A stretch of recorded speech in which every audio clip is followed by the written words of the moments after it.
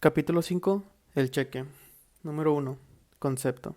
El cheque lo definió como un título de crédito nominativo o al portador, por medio del cual el titular de la cuenta, que es el librador, le ordena incondicionalmente a la institución de crédito que viene siendo el librado pagar una suma determinada de dinero a un tercero o a él mismo, que viene siendo el tenedor o beneficiario.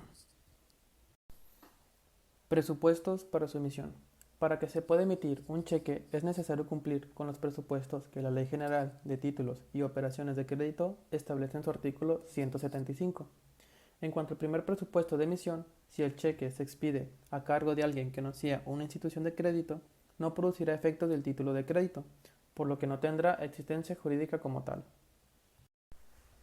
En cuanto al segundo presupuesto de emisión, que la persona que libre un cheque, o sea, el librador, se encuentre autorizado para hacerlo por la institución de crédito, que es el librado, y esto se logrará mediante la celebración de un contrato de cheques entre la institución de crédito y una persona física o moral, que será a quien se le autorice librarlos. Este tercer presupuesto, que es el librador de un cheque, al expedirlo, tenga los suficientes fondos en su cuenta de cheques en la institución de crédito. Cuando se realiza el contrato de cheques, la persona que lo lleva a cabo con la institución de crédito deposita a su favor y a su cuenta una suma o cantidad de dinero. Requisitos de contenido. El cheque como título de crédito formal es regulado por la ley que nos ocupa, exigiéndole contener 1. La mención de ser un cheque inserta en el texto del documento.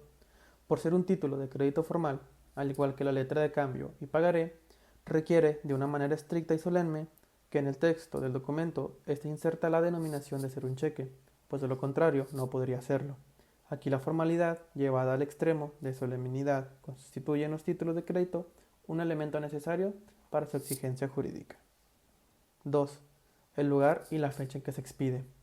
En principio y por regla general, cuando se libra un cheque, se contiene en el documento el lugar y la fecha en que se suscribe, pero a falta de indicación especial, se reputará como lugar de expedición el indicado junto al nombre del librador. Si se indican varios lugares, se entenderá designado el escrito en primer término, y los demás se tendrán por no puestos. Si no hubiera indicación de lugar, el cheque se reputará expedido en el domicilio del librador, y si éste tuviere establecimientos en diversos lugares, el cheque se reputará expedido en el principal establecimiento del librador. 3. La orden incondicional de pagar una suma determinada de dinero. El librador que expide un cheque ordena incondicionalmente al librado, que viene siendo la institución de crédito, pagar una suma determinada de dinero al tenedor o beneficiario. Esta será una orden pura y simple, sin estar sujeta al cumplimiento de condición alguna. 4. El nombre del librado. Este es el elemento indispensable para la existencia jurídica del cheque, que en su texto está incluido el nombre del librado. Esta es la institución de crédito, o sea, es el banco, que se designa en el cheque para realizar el pago. Es la persona que va dirigida la orden incondicional del pago del librador. Es por lo que si no existe el librado, no podrá existir el cheque. 5. El lugar del pago. Como se mencionó en el punto 2, el cheque debe contener la mención del lugar del pago. Todo esto de acuerdo a lo dispuesto por el artículo 177 de la Ley General de Títulos y Operaciones de Crédito.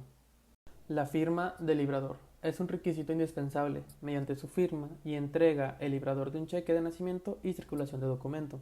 Cuando se trate de cheques librados por personas morales, la firma corresponderá a su representante legal que tenga autorización para ello. En un cheque puede haber pluralidad de firmas de libradores en el caso de cuentas colectivas. La circulación del cheque. El cheque puede ser nominativo o al portador. Un título nominativo será transmisible, es decir, circulará por medio del endoso y entrega del título mismo. Los cheques expedidos por cantidades superiores a 5,000 pesos siempre deberán ser nominativos, de acuerdo al artículo 179 con antelación citado. El cheque nominativo, a su vez, puede ser a la orden o, en su defecto, no negociable.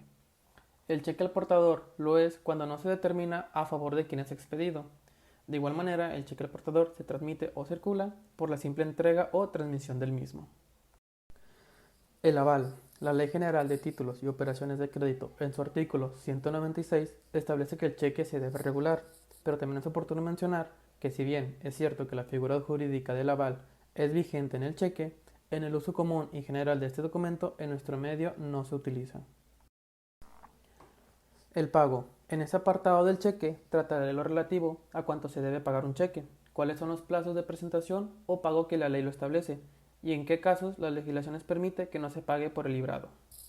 Épocas de presentación para su pago. Si bien es cierto que el cheque es pagadero a la vista, es decir, a su presentación, y que el artículo 186 de la ley en comento dispone que aun cuando el cheque no haya sido presentado o protestado en tiempo, el librado debe pagarlo mientras tenga fondos del librador suficientes, para ello favoreciendo con esto al tenedor o beneficiario. También es cierto que la ley en comento establece impositivamente plazos para la presentación del cheque para su pago, siendo estos los siguientes. Dentro de los 15 días naturales que se sigan al de su fecha, si fueren pagaderos en el mismo lugar de expedición. Dentro de un mes, si fueran expedidos y pagaderos en diversos lugares del territorio nacional. Dentro de 3 meses, si fueran expedidos en el extranjero y pagaderos en el territorio nacional. Y por último, dentro de 3 meses, si fueran expedidos dentro del territorio nacional para ser pagaderos en el extranjero, siempre que no fijen otro plazo las leyes del lugar. Presentación.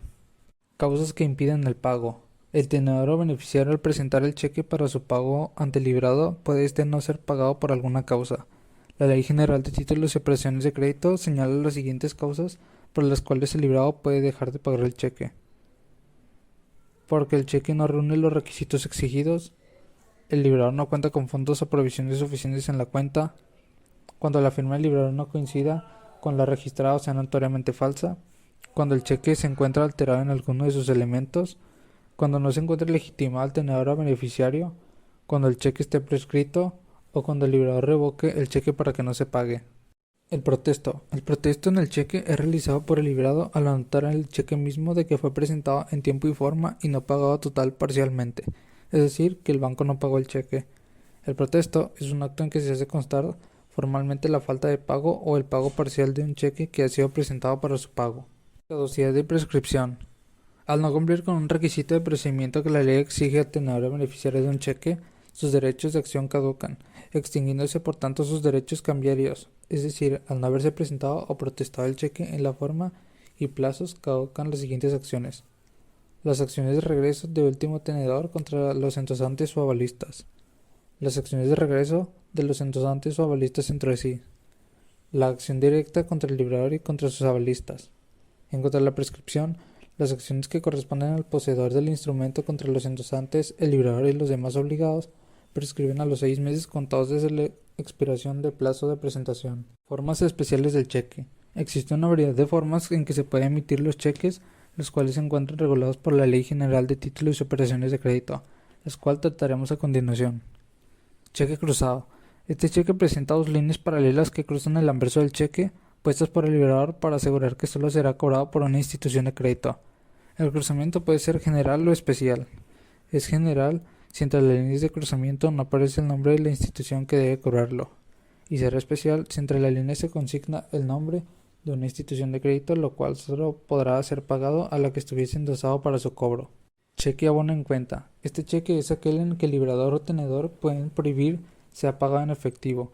El cheque podrá ser depositado en la cuenta que lleve o abra el tenedor a favor de una institución de crédito. Cheque certificado. Este cheque tiene la finalidad de que el tenedor o beneficiario tenga la certeza de que el monto del cheque se ha pagado al presentarlo al banco. Es el librado quien certifica a petición del librador declarando que existe en poder de aquel fondos suficientes para pagarlos. Cheque no negociable. El cheque puede ser no negociable porque se haya insertado en ellos la cláusula respectiva o porque la ley de ese carácter y solo podrá ser endosado a una institución de crédito para su cobro. Cheque de viajero. Los cheques de viajero son aquellos comprados por una cantidad en específico y que son pagaderos en establecimientos o sucursales que tengan en la República o en el extranjero. Cheque de caja. Los cheques de caja son aquellos expedidos por las instituciones de crédito a cargo de sus propias dependencias. Son para pagos y manejos de la institución crediticia y para que tengan validez los cheques de caja deberán ser nominativos y no negociables. La acción penal en el cheque. Como bien sabemos, el cheque es un instrumento de pago común y es el tenedor o beneficiario quien lo recibe. Esto puede ser objeto de engaños y fraudes, por lo que se ha querido proteger la buena fe del tenedor quien lo recibe. Independientemente, se ha querido sancionar penalmente con penas privativas de libertad a las personas que libran cheques sin tener cuenta bancaria o sabiendo que no tienen fondos suficientes. lo cual constituye un engaño para obtener ilícitamente alguna cosa. El delito de fraude se castigará con las penas siguientes: con prisión de 3 días a 6 meses, de 30 a 180 multas, cuando el valor de lo defraudado no exceda de 10 veces el salario; con prisión de 6 meses a 13 años y multa de 10 a 100 veces el salario cuando el valor de lo defraudado excediera de 10, pero no de 500 veces el salario; con prisión de 3 a 12 años y multas de hasta 120 veces el salario si el valor de lo defraudado fuere mayor de 500 veces el salario.